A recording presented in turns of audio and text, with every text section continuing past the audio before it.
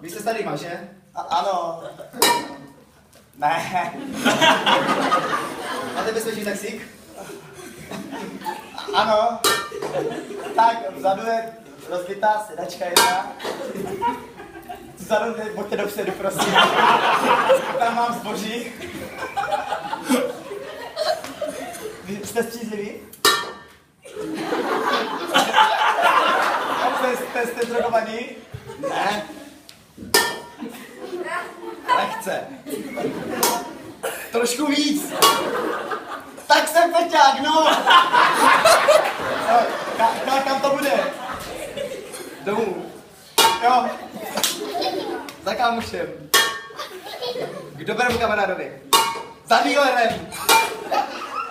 Za mojí babičkou. A kde to je?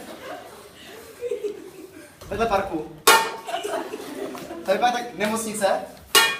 A za nemocnicí je obchodák. Jo, to vím, kde je. Budete mě navádět. Vystupte, prosím.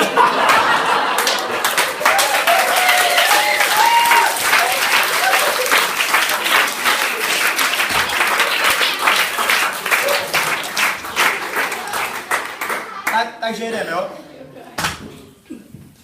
A co děláte za polovolání? Automechanik.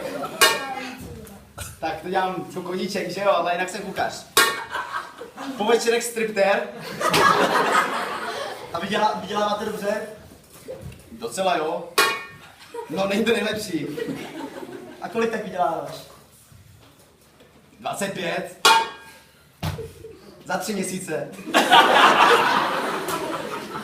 Máte papíry? Tam se dopředu stolik. Otázka platí. Ano. Jako na co? Na ten taxi. Na jaký taxi? Je to váš taxi? Ano. Jsem vůjčí asi. Odcizil. Máte čistý trestní rejstřík. Nevím.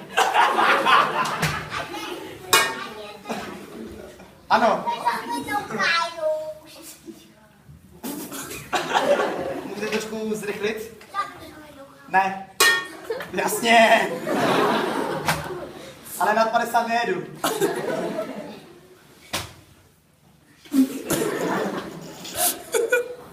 Tak, obchodák, jsme tady. 300. 5000. To je jak moc, ne? Ne. Trochu. Můžete domluvit? Ano. Ne. Já nemám peníze, co mám dělat?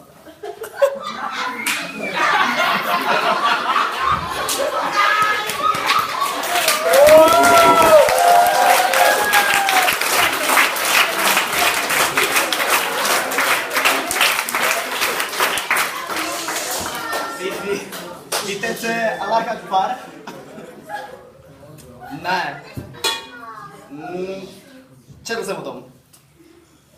Takže by vám nevadilo, kdybych vás požádal, abyste šel do jedné budovy a tam něco vyřídil. Vadilo. No možná bychom se domluvili. A šlo by to hned? To určitě ne. Tak určitě ano. Výborně. Ponesete balík, ano? Jenom takový balíček do jednoho obchůdku. Do takového obrovského obchodáku. Do nemocnice. Na hřbitov. Do paneláku. Na sidomku. To je to krásné místo? Ano. To je peklo.